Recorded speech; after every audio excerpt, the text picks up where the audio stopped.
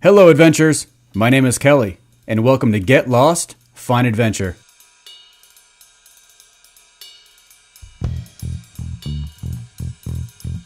On this adventure, my buddy Joe and I tackle sections 4 through 6 on the Arizona Backcountry Discovery Route. It was quite a ride. Kicking it all off, Joe and I leave Phoenix for Winkleman, Arizona, a 3-hour drive southeast to pick up the trail where we left off last. Unfortunately, Joe and I haven't had time to dedicate a full week to complete the Arizona BDR end-to-end, so we are forced to section it out over the weekends. As soon as we get off the pavement, we find ourselves riding on a nice Forest Service road. The rain did a great job of keeping the dust down.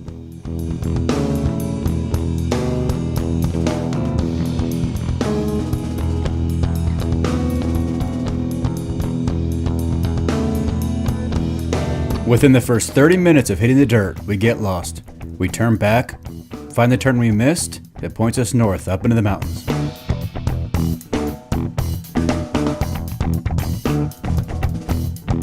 The drizzle we were getting not only kept the dust down, but made the river rock just a bit slippery.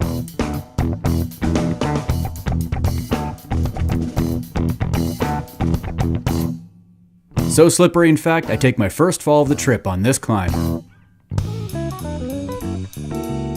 It's actually really steep and rocky, and this slippery situation got the best of me.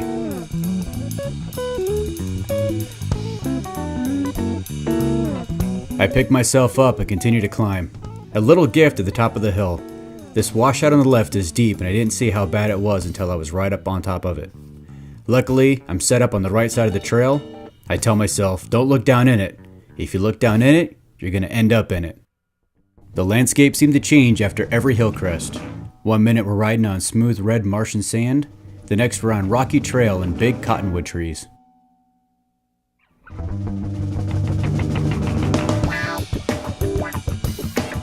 We climb off the valley floor and I find myself confused about the terrain we were riding in. While approaching Pioneer Pass outside of Globe, the landscape has gone from obvious desert to lush pine forest. I feel like I'm in another state. It does not feel like Arizona.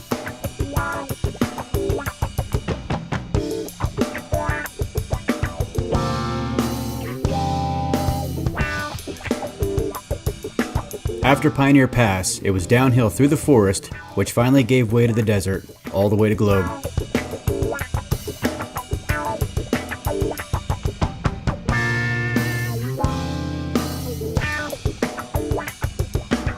As soon as we hit the pavement on the edge of town, I was making a quick check over my bike and noticed a red blinking light on my dash. It was my oil light. I had no idea how long it had been on for. I was a half quart low, and Joe and I both left our spare oil at home. Great place for it. Joe was nice enough to travel across town and pick up some oil for me. After getting my bike up and running, we continue on through beautiful Globe, Arizona. Globe is a classic old school town. You don't see them like this very often. There are no Starbucks here. The old courthouse is actually a gift shop / performing arts center / ballet house. Had a little bit of everything. Very cool town.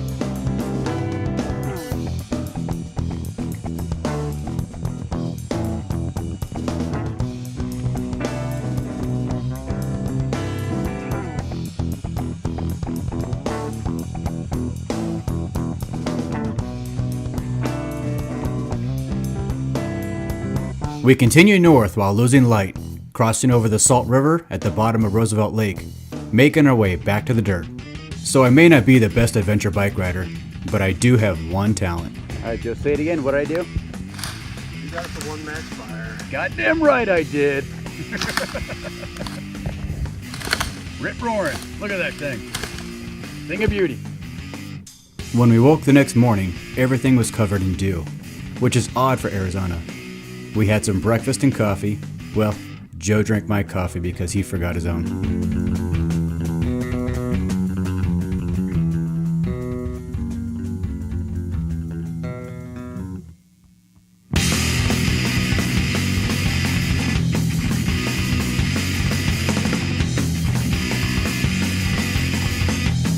I'm not quite sure how much desert riding any of you have ever done, but if you do, you will know that water crossings are a rare thing in Arizona. I will actually double back to do a water crossing again and again. They're just a lot of fun.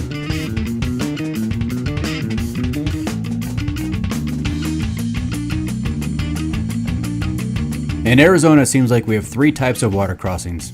The first one is your typical water crossing where it's just dirt or sand. The second is rocky. And the third, for some reason, they build these concrete bridges where the water flows over them instead of under them. And these are the worst. Typically, the center of these bridges are covered in a green moss that's pretty much like ice for motorcycles. I know this because on our last trip just north of the border, I hit one and went down. I was just riding along, then all of a sudden my bike and I are sliding sideways through the water. Good times.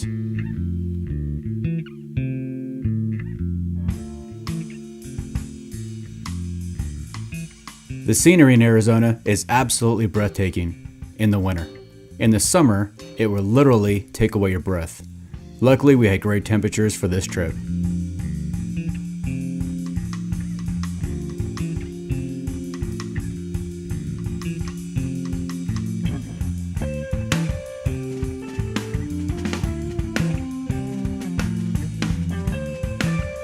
I love a good water crossing. Okay, so what happened to the trail? A minute ago, it was smooth, well-traveled, well-maintained Forest Service road, and now we seem to be on a cattle road. So we're on this trail that is just first gear, kicking me and Joe's asses for about an hour. All of a sudden, we come across this sign here.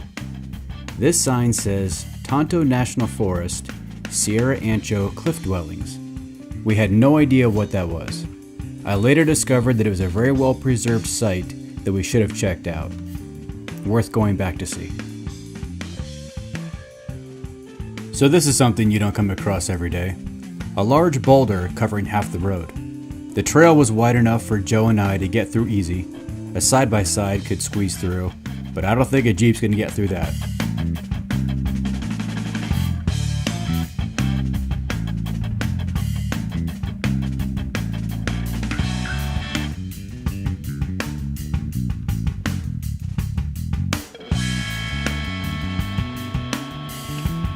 These rocky hill climbs are very technical, very tricky. I'm in first gear, doing my best to get to the top of this climb. So mistake number 1, getting too far to the right side of the trail. I hit a huge rock and the bars whip back and forth. I come back to the left side of the trail. I hit another big rock, which pushes me way left off the trail, and I make mistake number 2. I pull in the clutch. You never pull in the clutch on a hill climb unless you want to stop the bike, and it will stop. It'll stop on a dime in large rocks. And what's going to happen when you stop on a rocky trail? You're going to fall the farthest way down, and I fell hard.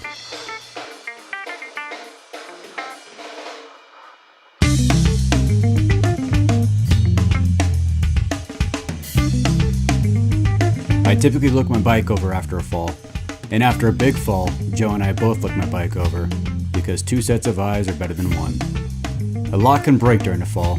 These bikes are heavy and hit hard. We look for damage, leaks, rocks stuck in places. Any of that could end a trip pretty quick.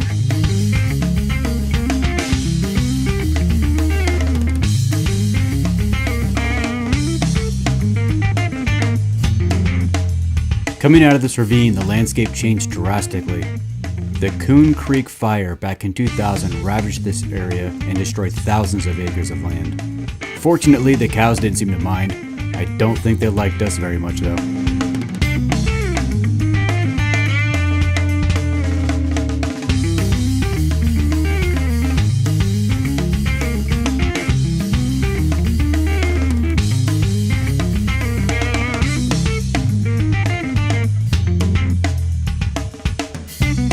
On adventure rides with friends, the ability to communicate is pretty important. Joe and I use the Cena Bluetooth communication systems, which allows us to not only bullshit constantly, but to give each other advice about the trail ahead and warnings. Here, Joe had taken the trail kinda left, luckily, and avoided a large washout to the right. He advised me to take it way wide left. I did, and luckily was able to get through it much easier than he did.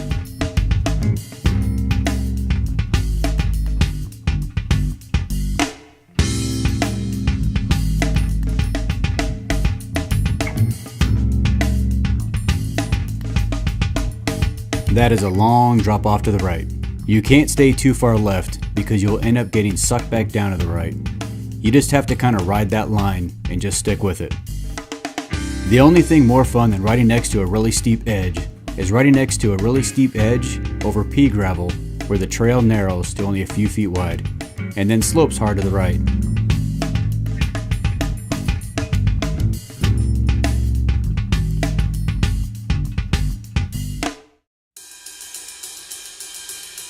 Tip of the minute, don't pull the clutch in.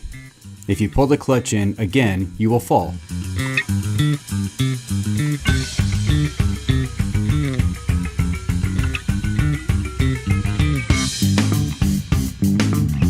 Tip number 2, always zip your tank bag. If you forget to zip your tank bag, you will dump all the contents on the ground and probably lose something. I still can't find my lighter. Important note here, I don't know if you saw, but Joe actually dumped his bike at the exact same time I did on pea gravel. It was hysterical. Joe never falls. After getting upright and going again, I traveled about 30 feet until I saw our next obstacle, and it was a big one. Apparently a huge flood had come down the mountain here and just completely washed away the trail. From where the trail was, it was about a 5 or 6 foot drop straight down into the ravine. Luckily, some side-by-side guys had come through and made a workaround. However, it was made for a side-by-side, not big adventure bikes. The crossing was very steep and loose, with sharp sandy turns. Here we took off Joe's panniers to make it easier to lean the bike around the corners and to lighten for maneuvers.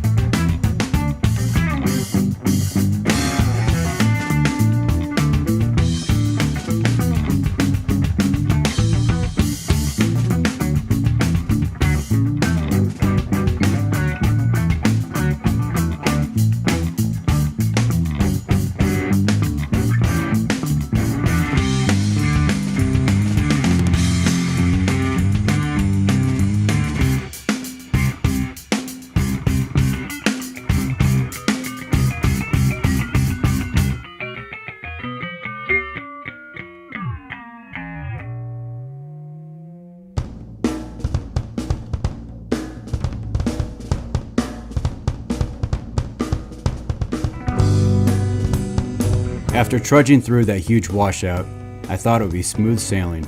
Not so lucky.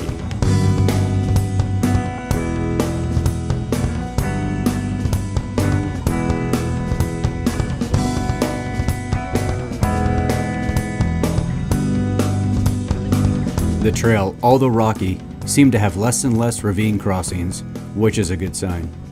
It feels like we are getting higher in the mountain and out of the canyon.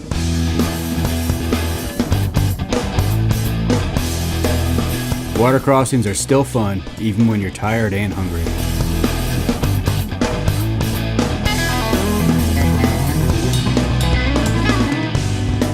The trail is very rocky but continues to climb, which is a good sign. I can just see the edge on my GPS, Fire Road 288, just ahead.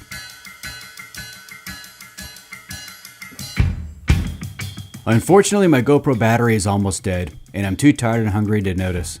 We made a 20-minute hill climb on some of the rockiest terrain we had seen so far in the entire trip. We end up getting to Young, Arizona to find out there's no restaurants and have to push on all the way to the Rim Road and then on to Payson, where we finally have dinner around 7 p.m. That concludes sections 4 through 6 on the Arizona BDR.